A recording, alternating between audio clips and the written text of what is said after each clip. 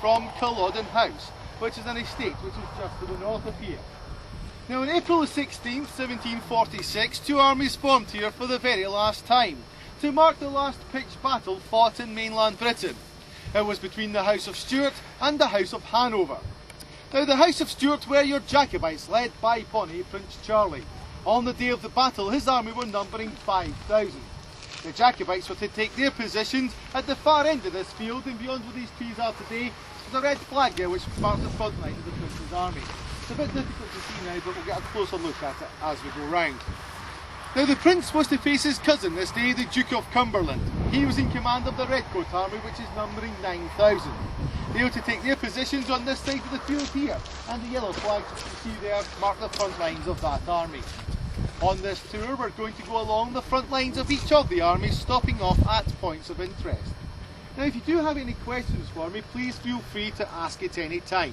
I will do my best to answer them for you. But if you do ask a question which might come up later on during the tour, let's wait until that point before I answer it, and then we can go into it in better detail for you if you wish.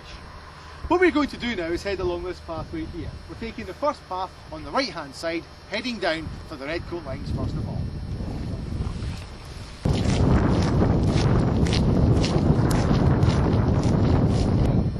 Right, but as far as the eye can see, you can see no trees. Look around you today, you see a very different kind of landscape to what he'd looked on over 256 years ago.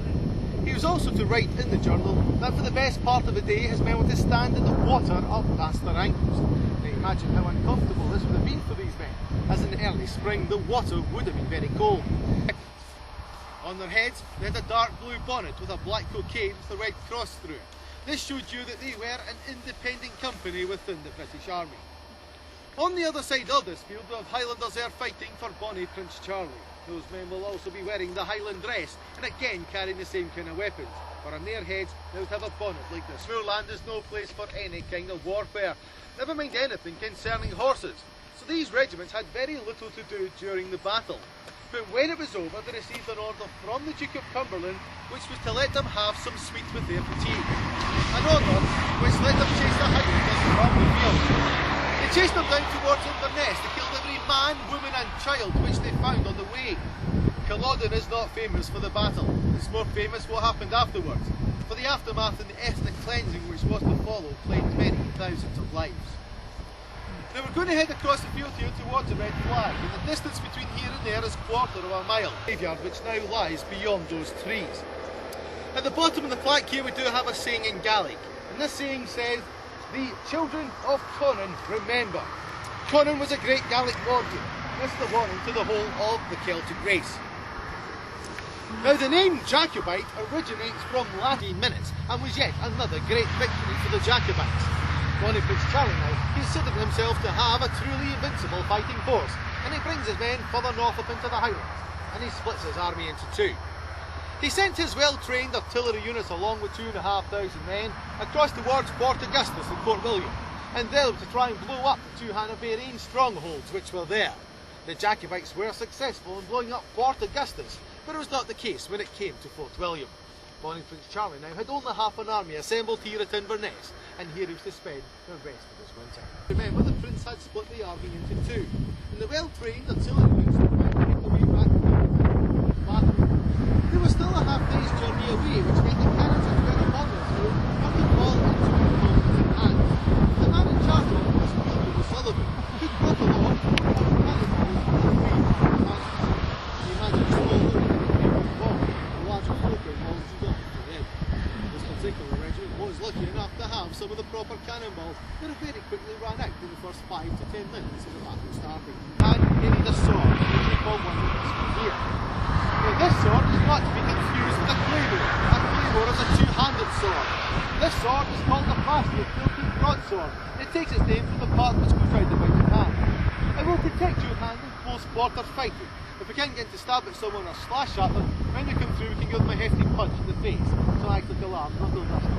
The broad blades, a broad sword used for slashing and hacking as you go into battle.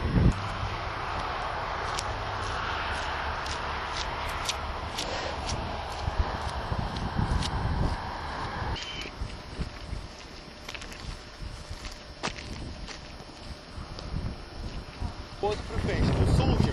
It was due to this man's expertise that the Prince had been so successful in the campaign. But Bonnie Prince Charlie had fallen out with him and took command of the army himself, handing some of the responsibilities to his friend O'Sullivan. Now when this battle site was chosen, Lord George Murray tried to persuade the Prince to fight up upon the hill. Putting the Highlanders on the high ground would give them a great advantage to charge down the hill and into their redcoat enemies. But the Prince considered this to be guerrilla warfare. This is the site which they've chosen, and this is where they fight. The Prince and O'Sullivan were to take their positions behind you. You can maybe pick in the tops of the larger trees just in the distance. Now, as we're standing here, what you've got to try and do is imagine that the Jacobites have now started the retreat. They're coming straight through the heather here towards us. And as they're getting closer to us, up from behind the wall here on the right hand side came the Argyle militia, the Campbells fighting for the government. They catch the Jacobites in a heavy hail of musket fire, which forces the men across the field as they make their exit across the back end. And once the Jacobites had left this field, the Redcoats were to place a guard around it. This was to ensure that no one could come back here, down onto the front lines and march their way across the field. Anyone found upon this field who was still alive to be stabbed to death with the bases of the guns, and some were even clubbed to death with the butts of the guns. The Redcoat surgeon, who follows on behind them, states in his journal that never before or since has he seen the British army so disgraced in battle, and for the best part of his day he was to splash around in pools of blood. You can tell with his comments that he's not too happy about what he sees here, and he is on the government side. Any regiments which are still part of the British Army today, for example the Royal Scots, did not show Culloden in their battle honours due to the carnage which took place here. There were no honours gained upon this field, and this battle now goes down in history, giving the nickname to the Duke of Cumberland, who is now known as the Butcher.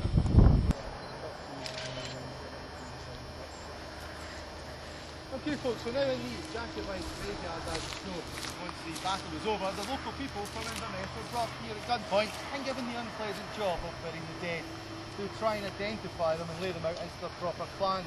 And once this was done, large holes were dug, the bodies were placed in and covered over. The first of the graves you've just gone past there is after your clan Fraser. Anyone who could not be recognised would be placed into mixed graves. The next two stones are for mixed clans. Both went up to Macintosh, and we'll stop at that one just in a moment. This monument here beside us was built in 1881 by Duncan Forbes of Culloden. It was to commemorate the battle and all those who lost their lives here. It took 3 months to build the cairn, and it's a solid construction, so a fair bit of work involved in it, especially when you're looking at the size of some of the stones there. We'll head down and we'll have a look at the Macintosh grave.